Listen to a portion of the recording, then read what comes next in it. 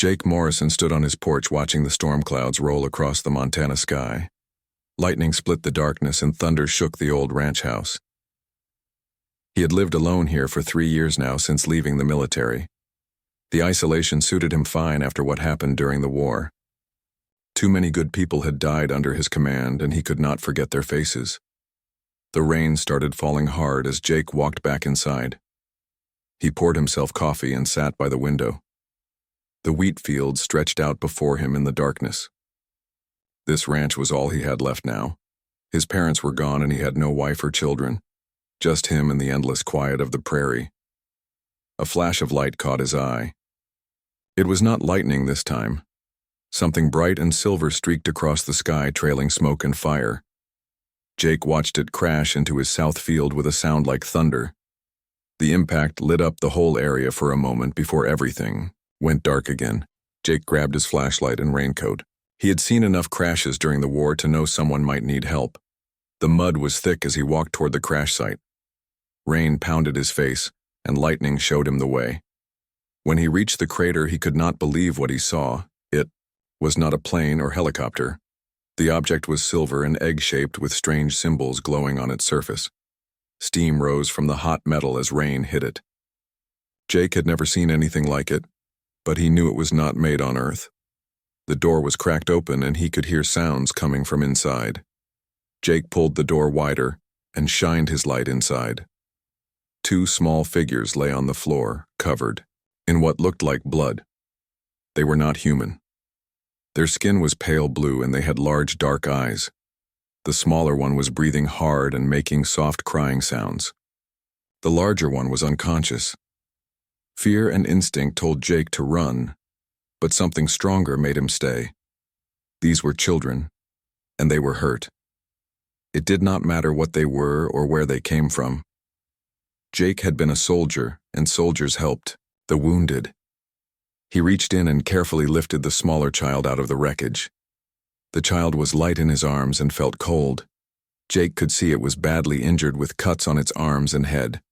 The larger child was in worse shape with a deep wound in its side. Jake knew he had to get them both to shelter quickly or they would die from their injuries.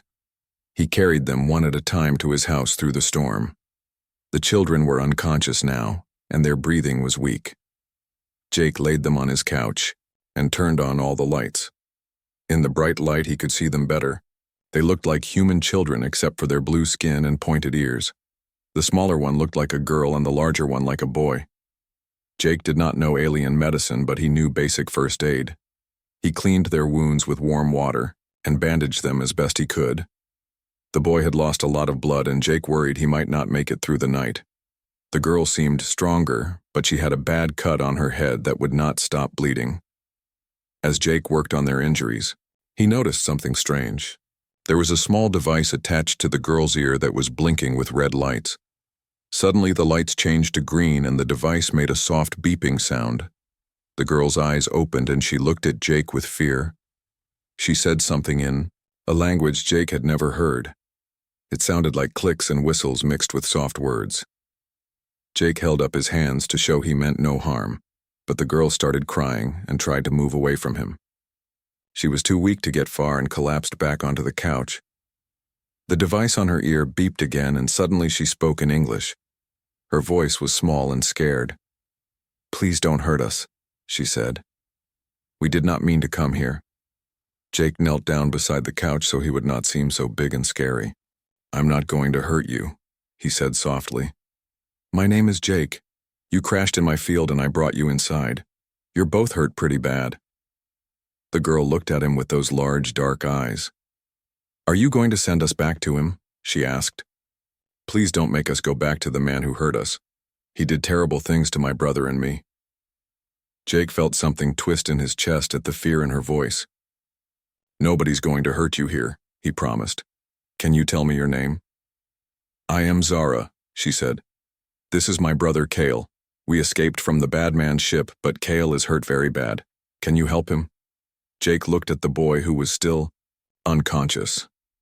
His breathing was getting weaker and Jake knew he needed real medical help. But how could he take aliens to a hospital? Who would believe him and what would happen to the children? "I'll do everything I can to help your brother," Jake said. "But I need to know more about what happened to you. Who hurt you and why?" Zara closed her eyes and tears ran down her blue cheeks. "The Krillians destroyed our world and took us prisoner. Commander Vex said we were special, and he was going to use us for experiments. We were on his ship for many days before we found a way to escape in the small ship. We did not know where we were going, we just wanted to get away." Jake had no idea what she was talking about, but he could hear the truth in her voice. These children had been through something terrible and they needed his help. He made a decision that would change everything. He would protect them no matter what it cost him. "You're safe now," he told Zara. "I promise you that nobody will take you back to anyone who wants to hurt you. You and your brother can stay here as long as you need to." Zara looked at him with surprise. "You would do that for us? But you do not even know us." Jake thought about all the people he had failed to save during the war. Maybe this was his chance to do something right. "Sometimes that's when it matters most," he said. 3 weeks had passed since the night of the crash, and Jake's life had changed completely. Kyle had survived his injuries, but recovery was slow. The boy spent most days sleeping while his body healed from the deep wounds. Zara was stronger and followed Jake around the ranch like a shadow. She seemed afraid to let him out of her sight. Jake learned that the children were not just refugees, but the last survivors of their entire world. The Krillians had attacked their planet without warning and killed everyone they could find. Kale and Zara had been hiding in underground tunnels when the soldiers found them. They were taken because their species had special abilities that interested Commander Vex. The children were different in ways that amazed Jake every day. Zara could touch his old injuries and somehow make the pain go away. The shrapnel wounds in his leg that had bothered him for years felt better after she placed her small hands on them. She said her people were natural healers, but she was still learning to control her abilities.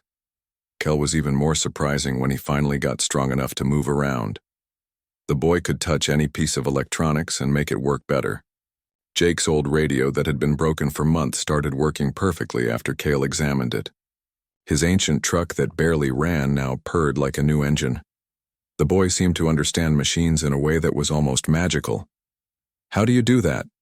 Jake asked one morning as Kale fixed his computer with just a touch. Kale smiled for the first time since Jake had known him. "My people have always been good with technology," he said. "We can feel the energy inside machines and help them work the way they should. Zara is much better with living things than I am." Jake was teaching them about Earth and human ways while they taught him about the galaxy beyond the stars. There were hundreds of different species out there, and most of them lived in fear of the Krillian Empire. The Krillians believed they were the superior race and treated everyone else like animals or slaves. They took children from many worlds. Zara explained one evening as they sat by the fireplace. "Children learn faster and adapt better than adults.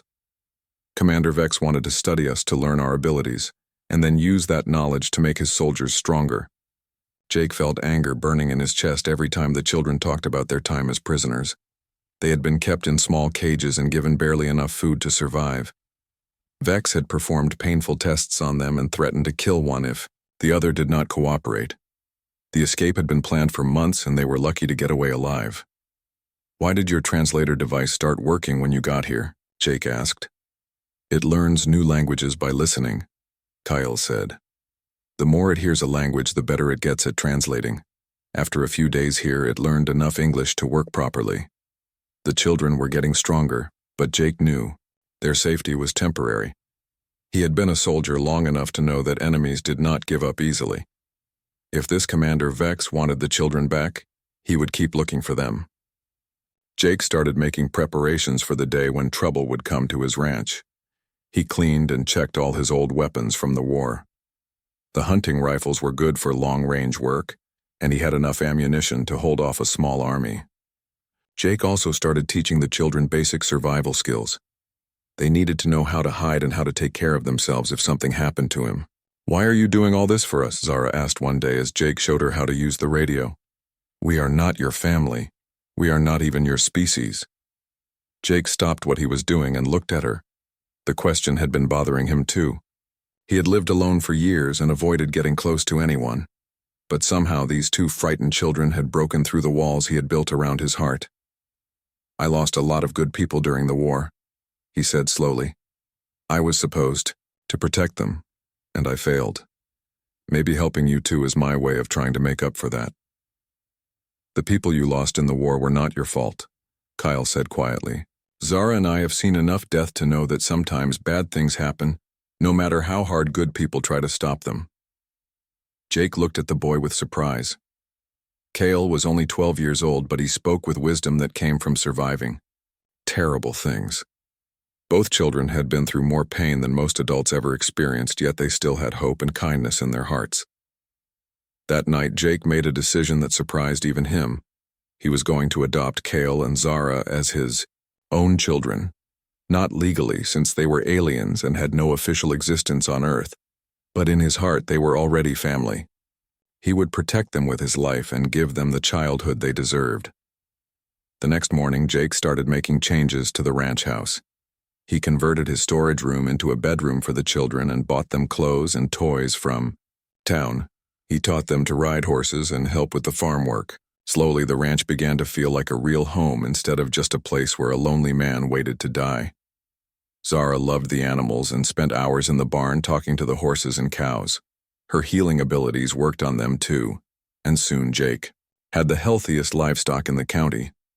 Cale was fascinated by all the machinery and helped Jake fix everything that had been broken for years. "I never thought I would have a family again," Zara said one evening as they watched the sunset from the porch. "Neither did I," Jake replied. "But sometimes the best things in life come when you least expect them."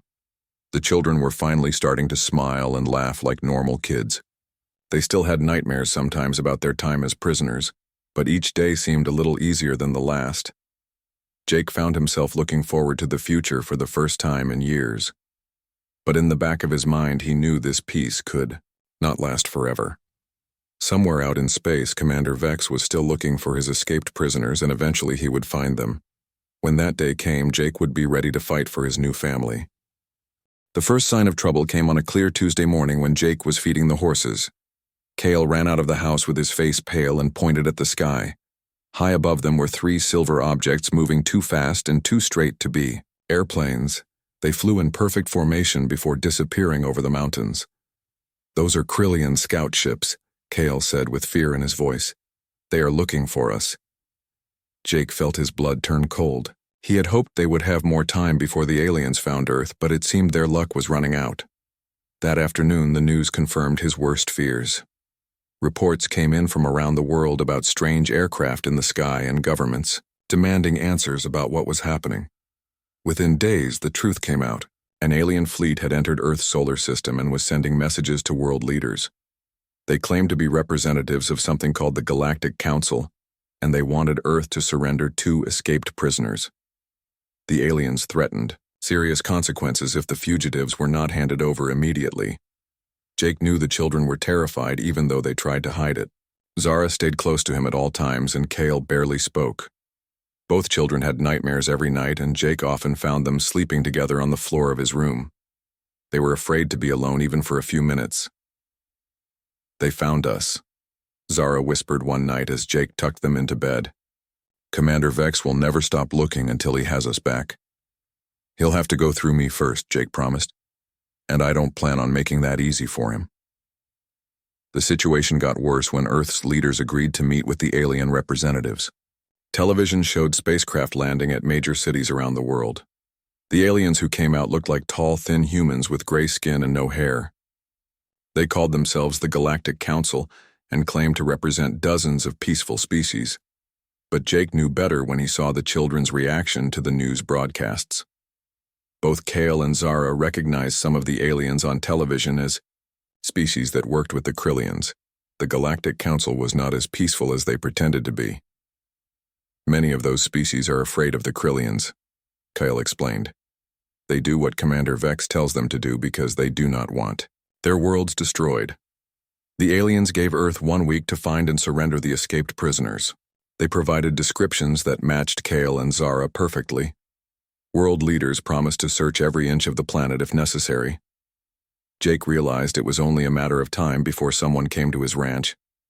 That someone turned out to be Captain Lisa Chen of Earth Defense Command.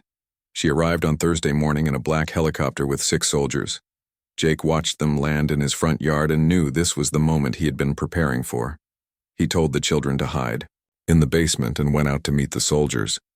Captain Chen was a small woman with short black hair and sharp eyes. She looked at Jake like she was trying to figure out what kind of threat he might be. The soldiers spread out around the yard but kept their weapons lowered. They were being careful not to start a fight unless they had to. "Mr. Morrison," Captain Chen said, "I'm here on official business. We have reports of unusual activity in this area and we need to search your property." "What kind of unusual activity?" Jake asked, even though he knew exactly what she meant. "We're looking for 2 alien children who escaped from a prison transport," she said. "They're considered extremely dangerous and need to be taken into custody for the safety of everyone on Earth." Jake almost laughed at that. Kyle and Zara were about as dangerous as baby rabbits, but he kept his face serious. "I haven't seen any aliens around here," he said. "Just me and my livestock." Captain Chen studied him for a long moment.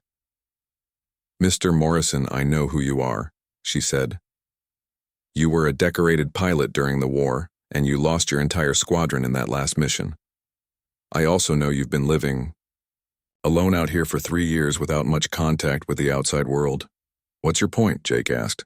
"My point is that you're exactly the kind of person who might try to help someone in trouble without thinking about the bigger picture," she said. "These children may seem innocent, but they're the key to preventing a war between Earth and the Galactic Council." Jake felt anger rising in his chest. "So we're supposed to hand over kids to save ourselves? What happened to protecting the innocent?"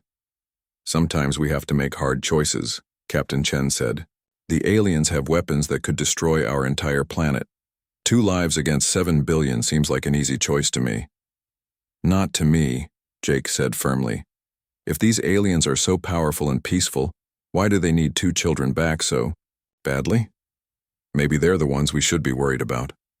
Captain Chen sighed and looked tired. "Mr. Morrison, I really don't want to search your property by force, but I will if I have to. The orders come from the very top, and they're not negotiable." Jake looked at the soldiers positioned around his yard. They were good men just following orders, but they had no idea what they were really doing. He thought about Kale and Zara hiding in the basement and made his decision. "You can search all you want," he said, "but you won't find what you're looking for." Captain Chen nodded to her men, and they began searching the house and barn. Jake followed them around, making sure they did not damage anything, but he was not worried. The basement where the children were hiding had been built during the Cold War and was completely hidden behind a false wall. After 2 hours of searching, the soldiers found nothing. Captain Chen looked frustrated but not surprised. "Mr. Morrison, if you are hiding these children, you need to understand the situation," she said. "The alien fleet is getting bigger every day. They want those kids back and they're willing to fight for them." "Let them come," Jake said. "This is my land, and I'll defend it." Captain Chen stared at him for a long moment. "You can't fight an entire alien fleet by yourself," she said.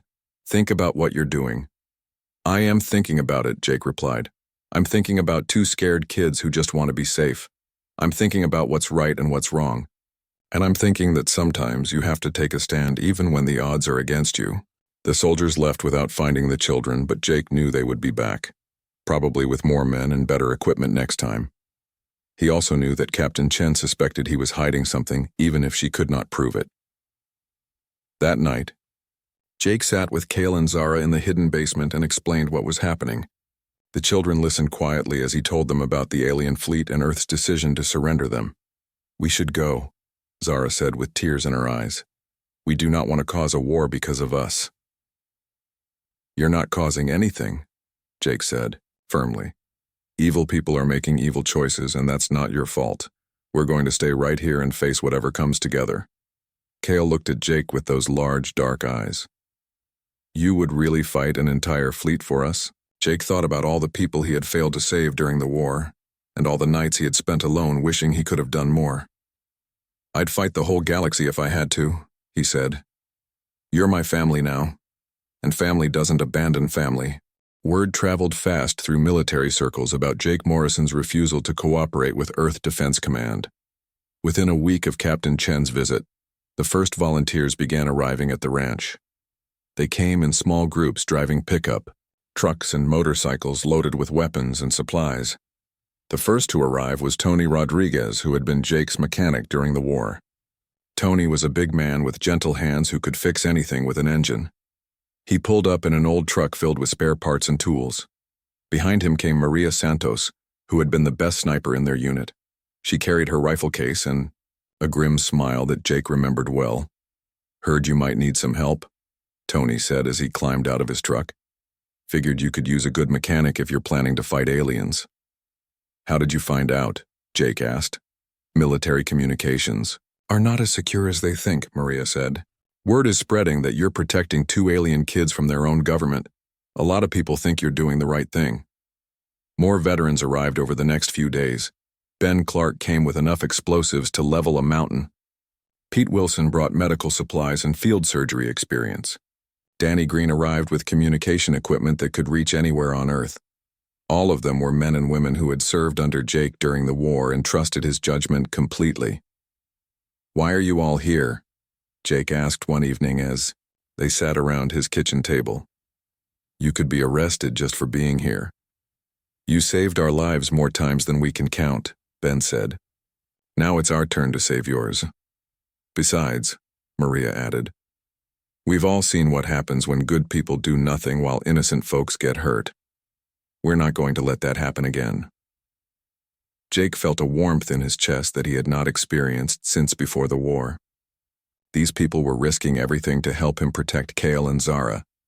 They had become a family of choice bound together by loyalty and shared values. The children were amazed by all the activity around the ranch. Kale spent hours with Tony learning about Earth vehicles and helping to modify them for defense.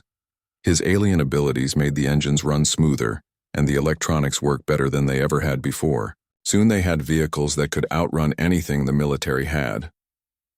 Zara worked with Pete Wilson to set up a medical station in the barn. Her healing abilities were incredible to watch. She could mend broken bones in minutes and heal cuts that would normally take weeks to recover from. Pete said she was better than any doctor he had ever worked with. "Your people must have been amazing healers," Pete told her one day, as she fixed a deep cut on his arm with just a touch. "We were not warriors," Zara said sadly.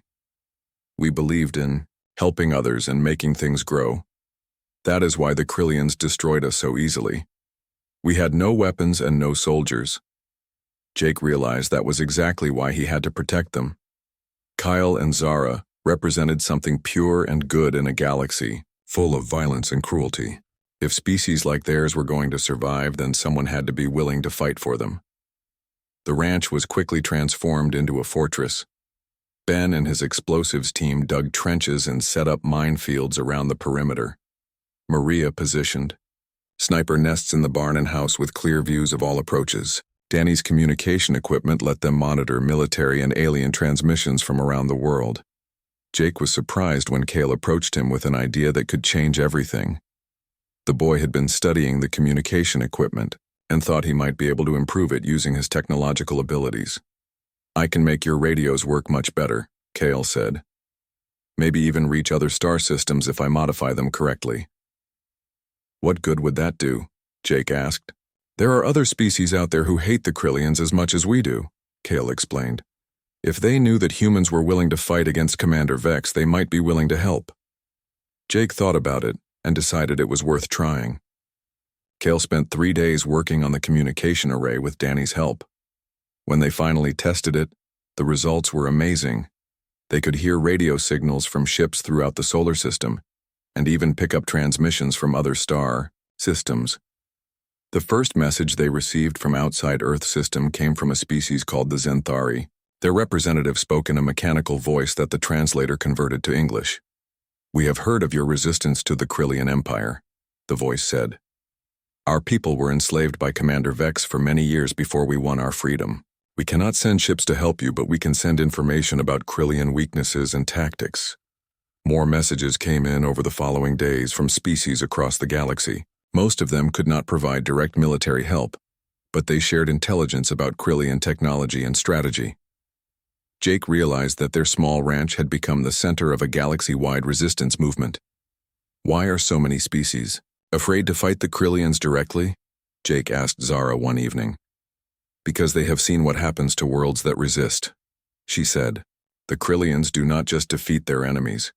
They destroy entire planets as examples to others. Most species think it is better to surrender and live as slaves than to fight and die as free people. But not humans, Jake said. No, Zara smiled. Not humans. You are different from any species we have ever met. You would rather die fighting than live on your knees.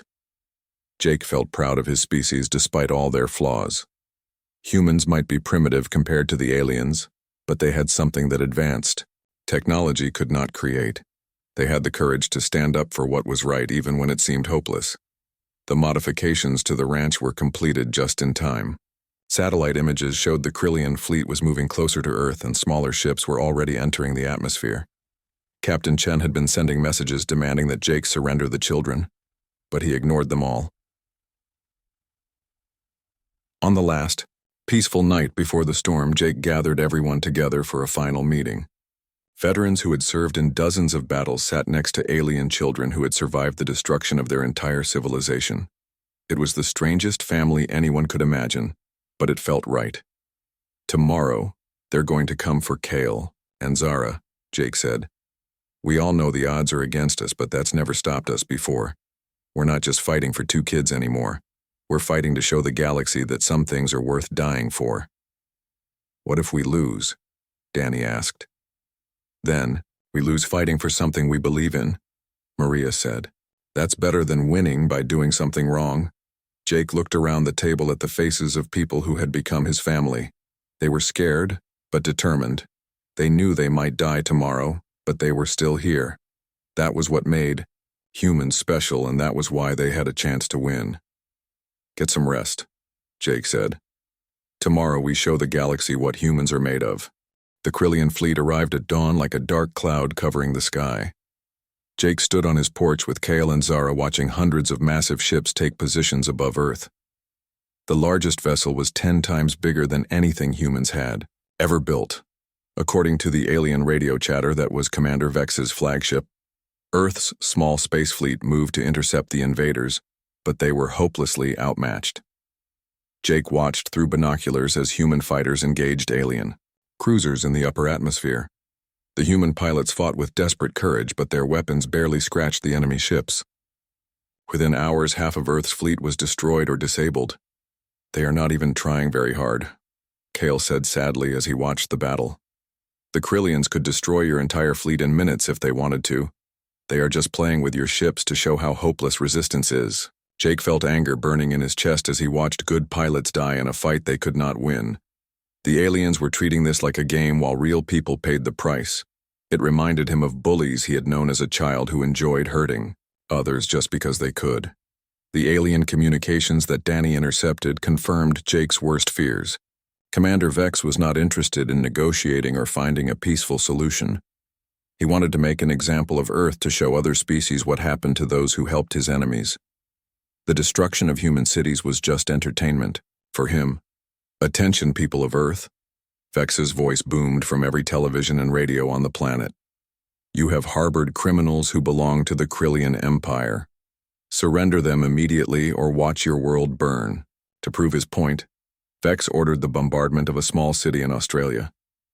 The alien weapons turned thousands of buildings to dust in seconds.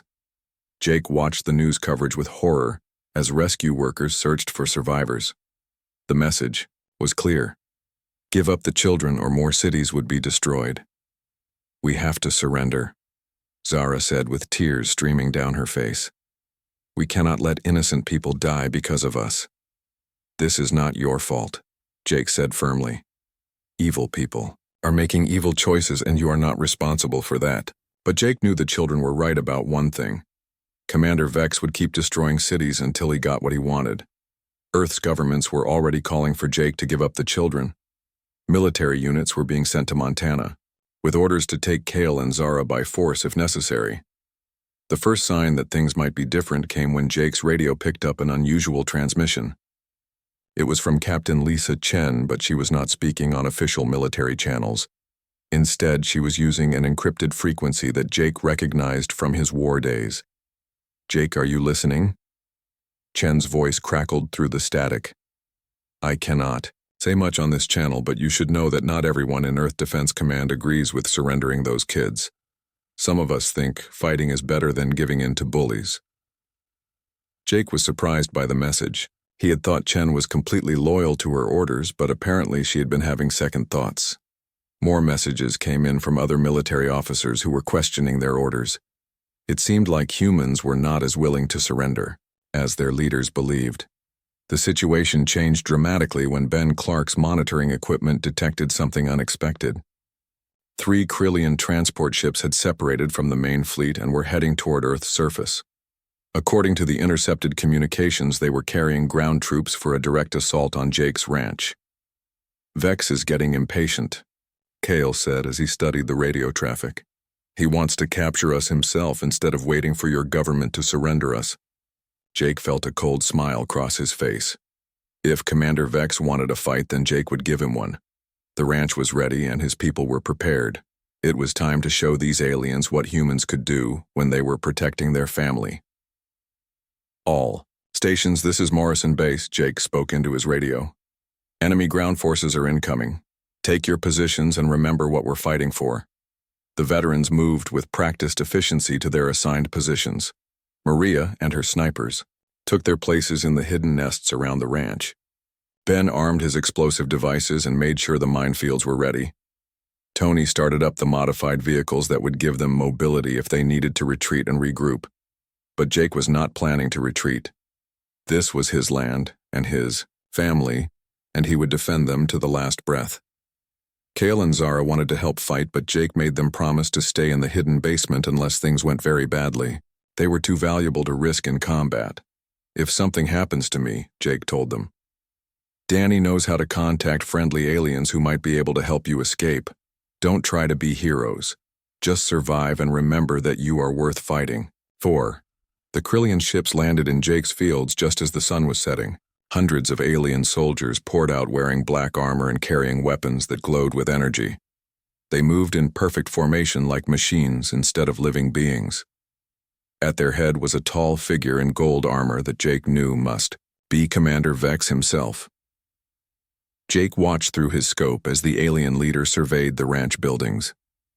Vex was bigger than the other Krillians, with skin like gray stone and eyes that glowed red in the darkness. He looked exactly like what Jake imagined a space monster would look like. "Attention, humans," Vex's voice boomed across the ranch through some kind of amplifier. "You are harboring stolen property that belongs to the Krillian Empire. Surrender the Velthri children immediately, and your deaths will be quick." Jake keyed his radio so his voice would broadcast on all frequencies, including the ones the aliens were monitoring. "This is Jake Morrison and this is my land," he said. "Those children are under my protection, and if you want them, you'll have to come through me."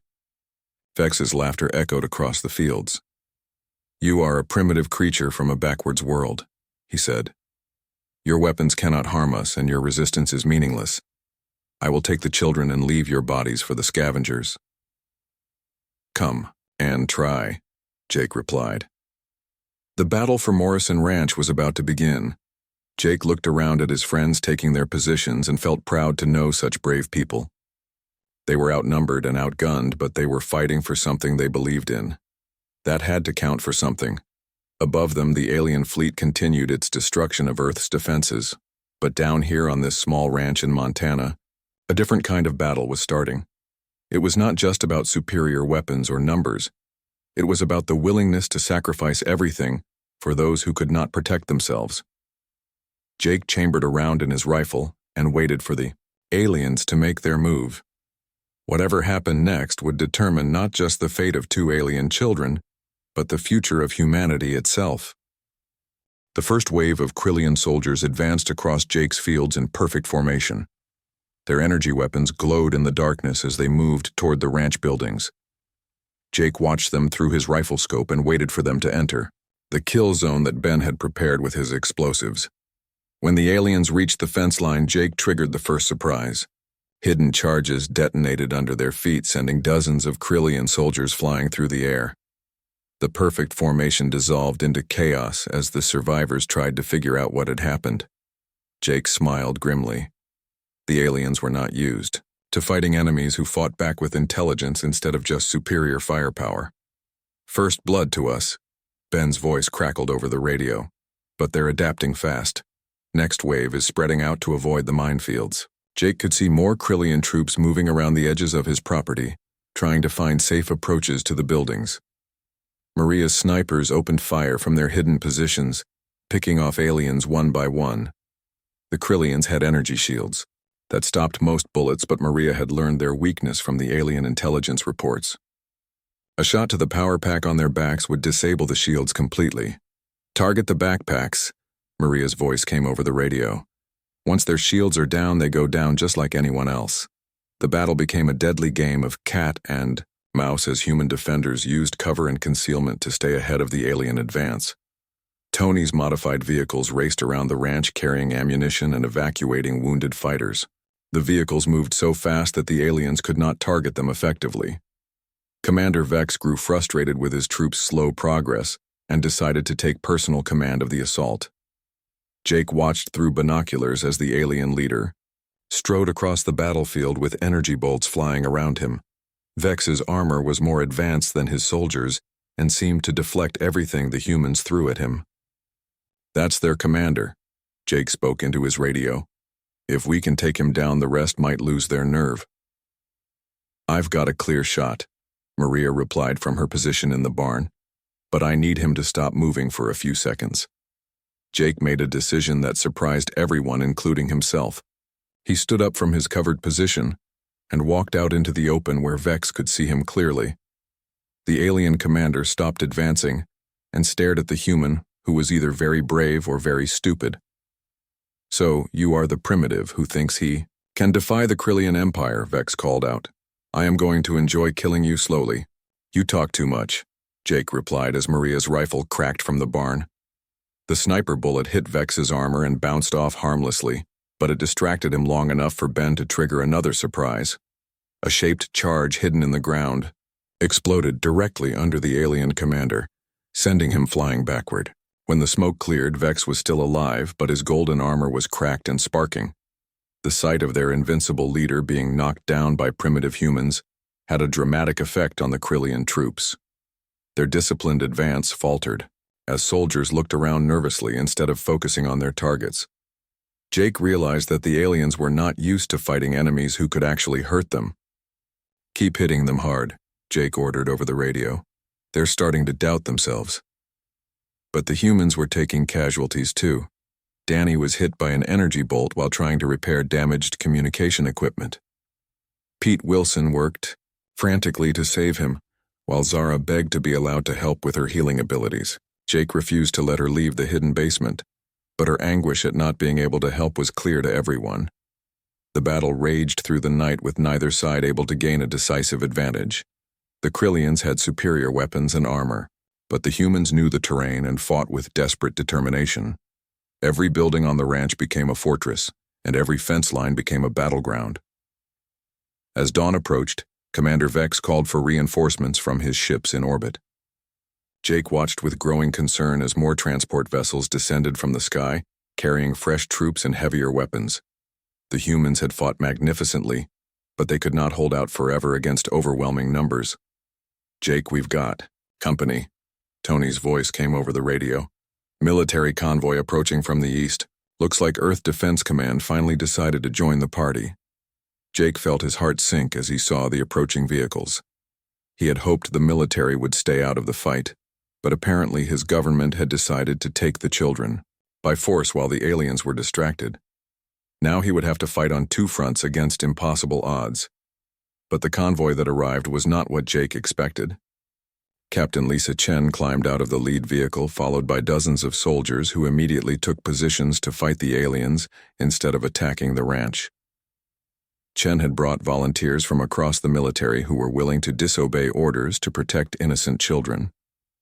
"Thought you could use some help," Chen said as she joined Jake behind his defensive position. Turns out a lot of people in the military don't like the idea of handing kids over to alien monsters. You could be court-martialed for this, Jake said. Probably, Chen replied as she checked her weapon. But some things are more important than following orders. The arrival of military reinforcements changed the balance of the battle dramatically. The new troops brought heavy weapons and vehicles that could match the alien firepower more effectively, but more importantly, they brought something that Jake had not expected. Hope.News broadcasts around the world were covering the battle at Morrison Ranch in real time. Viewers watched as a small group of humans fought desperately to protect two alien children from their own captors. The images of Commander Vex using advanced weapons against primitive defenders made it clear who the real villains were. The whole world is watching, Chen told Jake during a brief lull in the fighting. Public opinion is turning against the government's surrender policy. People are calling their representatives demanding that we fight instead of giving in.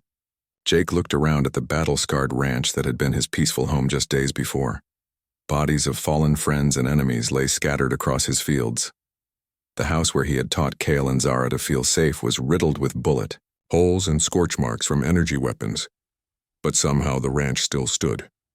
The children were still safe in their hidden basement, and humans from around the world were standing up to say that some things were worth fighting for, no matter what the cost.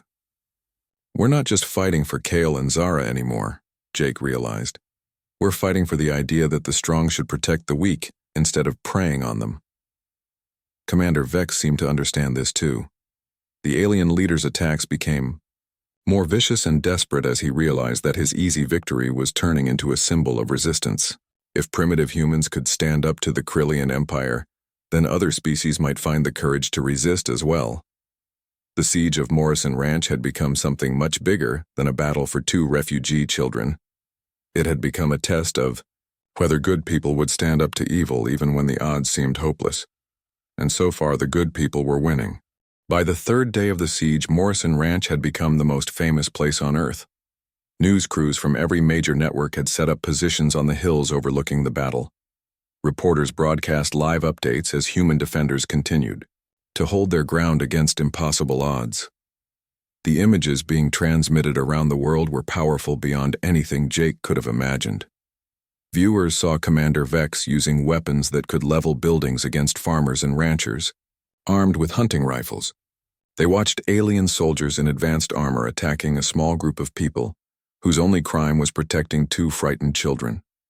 Public opinion shifted dramatically as people realized what was really happening.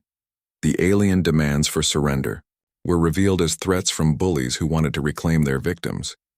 Protests erupted in major cities around the world demanding that governments stand up to the Krillian Empire instead of appeasing them. The whole planet is rising up, Danny reported from his communication station. Military units are refusing orders to stand down. Civilian volunteers are driving here from all over the country to join the fight. Jake looked out at the approaching vehicles and felt amazement at what he saw. Pickup trucks and motorcycles filled with ordinary people were driving toward the ranch despite the obvious danger. Teachers and mechanics and store clerks were coming to fight aliens because they believed protecting children was the right thing to do. The volunteers brought more than just numbers. They brought supplies and equipment that the defenders desperately needed. Fresh ammunition arrived along with medical supplies and food. Communication gear allowed the ranch to stay in contact with supporters around the world who were providing intelligence about alien movements. But the most important thing the volunteers brought was hope. Jake watched a grandmother from Nebraska take position next to a college student from California as they prepared to fight creatures from another world. People who had never met before were willing to die together for strangers they had never seen. Why are they doing this? Zara asked when Jake brought her updates in the hidden basement. They do not even know us. That's exactly why they're doing it, Jake explained. Humans have this idea that protecting innocent people is everyone's responsibility. It doesn't matter if you're family or friends or complete strangers. If someone needs help, you help them. Kale had been monitoring alien communications and brought disturbing news. Commander Vex is getting desperate, he said. His superiors in the Krillian Empire are angry that he has not captured us yet. They are threatening to replace him if he does not succeed soon. Jake knew that desperate enemies were the most dangerous kind. Vex had already shown he was willing to destroy cities to get what he wanted. There was no telling what he might do, if he felt his position was threatened. The answer came that afternoon when Vex launched his most vicious attack yet. Instead of just targeting the ranch, he began using orbital bombardment against the news crews and civilian volunteers. Energy beams from space turned vehicles into molten metal and left craters where people had been standing moments before. "He's targeting non-combatants," Captain Chen said with disgust as she watched the destruction through binoculars. "That's a war crime by any standard." The attacks on civilians had the opposite effect from what Vex intended. Instead of scaring people away, the brutality made them angrier and more determined to resist. Military units that had been ordered to stay neutral began moving toward Montana without authorization.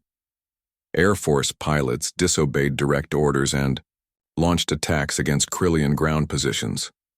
Jake realized that something fundamental had changed in humanity's relationship with the galaxy. For the first time in history, humans were not fighting each other but standing together against a common enemy. The siege of his ranch had become a symbol that united the entire species. The turning point came when the alien intelligence network that Kale had been monitoring brought unexpected news. Other species throughout the galaxy were watching the battle, and some of them were finally finding courage to act. The Zenthari launched surprise attacks against Krillian supply bases. The Morden began sabotaging Krillian communication networks. "It's happening," Kyle said with excitement in his voice. "The whole galaxy is rising up against the Krillians. They see that if primitive humans can fight back, then anyone can." Jake felt a mixture of pride and responsibility at the news.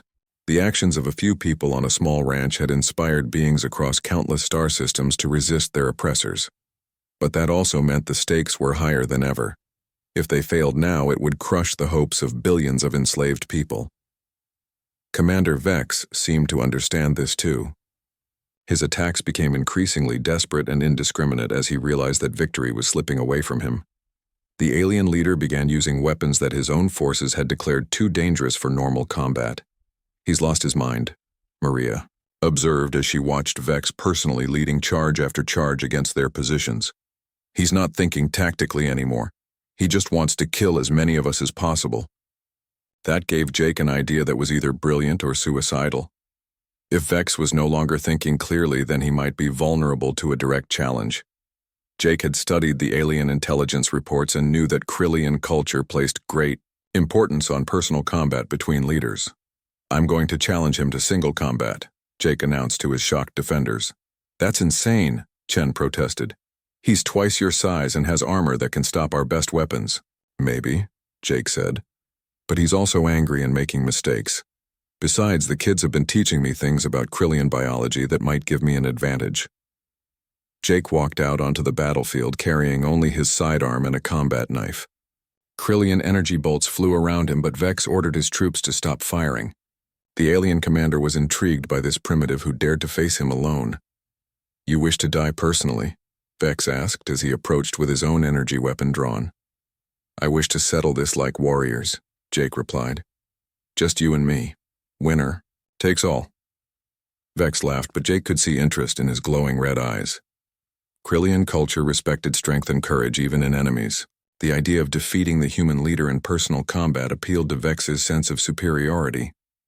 "Very well, primitive," Vex said, as he powered down his energy weapon and drew a curved blade that glowed with its own light.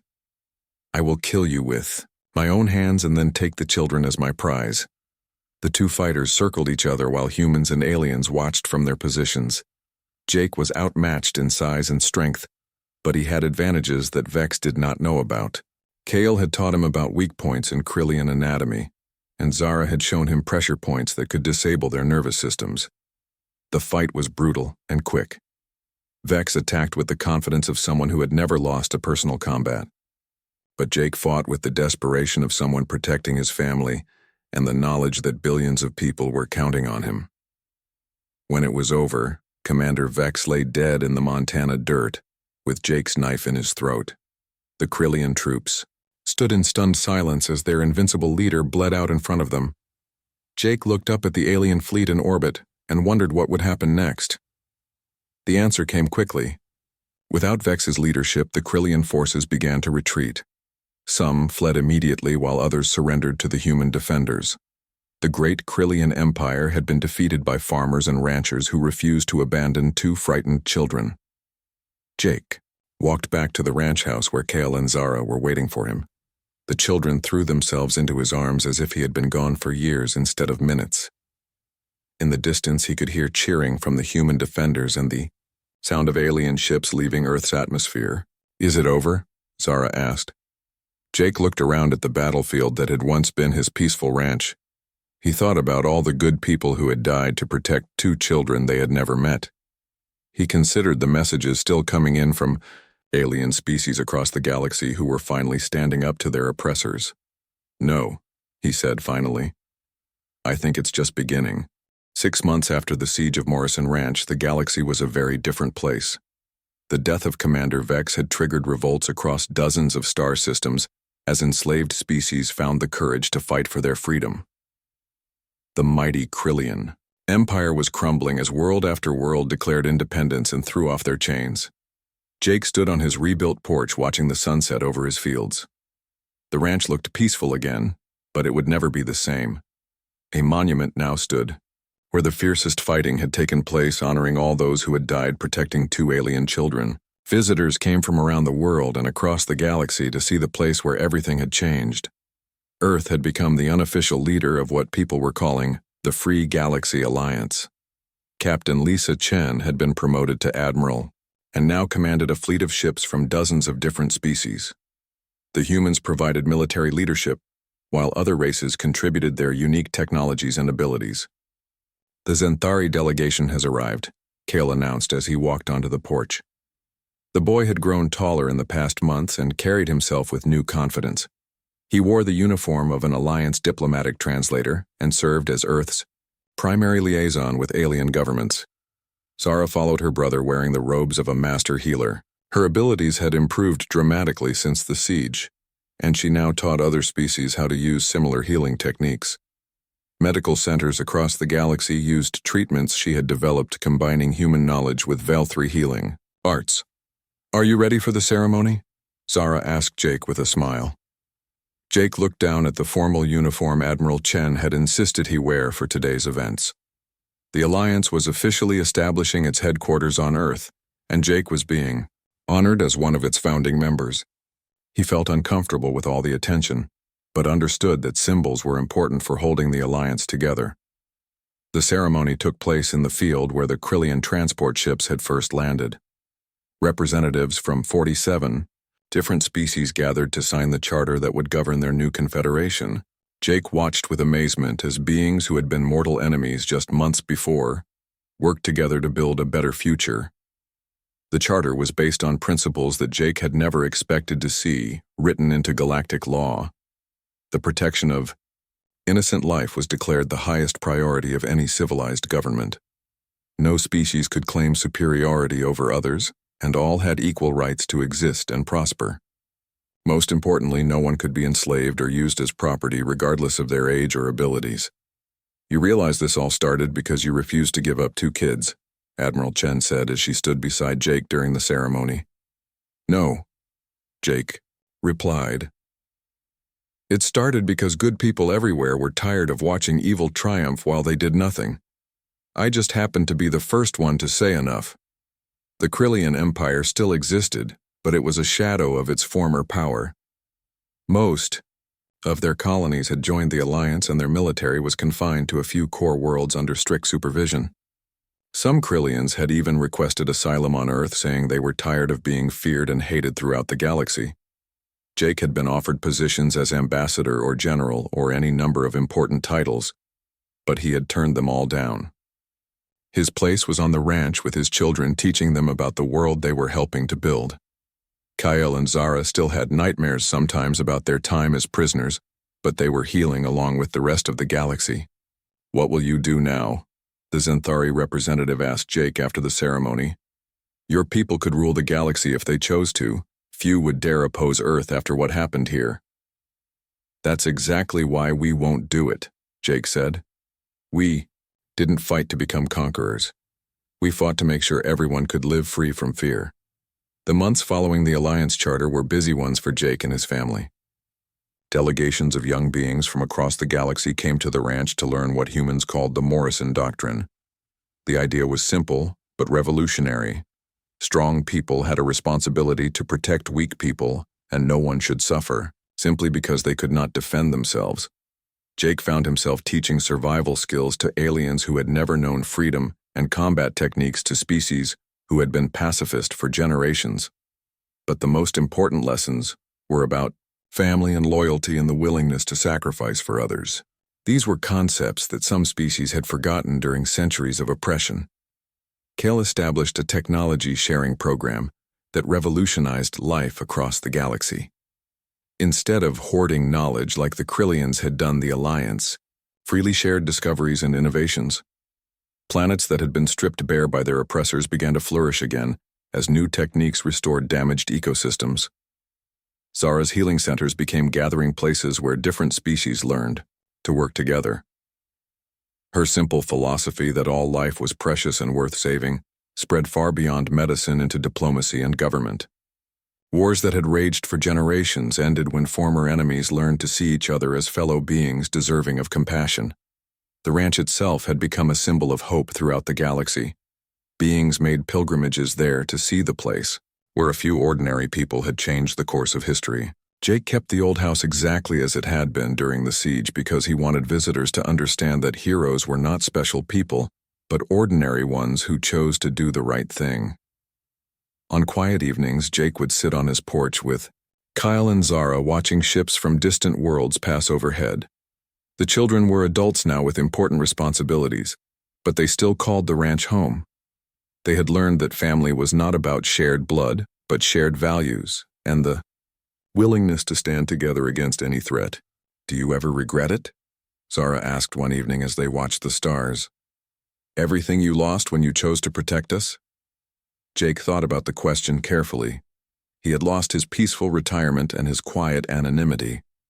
The ranch would never again be just his private refuge from the world. His life was now connected to billions of other lives across the galaxy, and that responsibility would never end. But he had gained something too. He had found his purpose and his family and the knowledge that his actions had meaning beyond his own small existence. The lonely, bitter man who had lived here 3 years ago was gone forever, replaced by someone who understood that the greatest victories came from protecting others rather than destroying enemies. "I don't regret any of it," Jake said finally. "Sometimes the best things in life come disguised as the worst things. Finding you two was the best thing that ever happened to me, even though it nearly got us all killed." Kyle smiled and put his hand on Jake's shoulder. "The galaxy is better because you chose to protect 2 scared children instead of giving us back to the monsters who hurt us." Jake looked up at the stars where free worlds now outnumbered slave worlds for the first time in centuries. Ships from dozens of species traveled safely through space protected by Alliance patrols.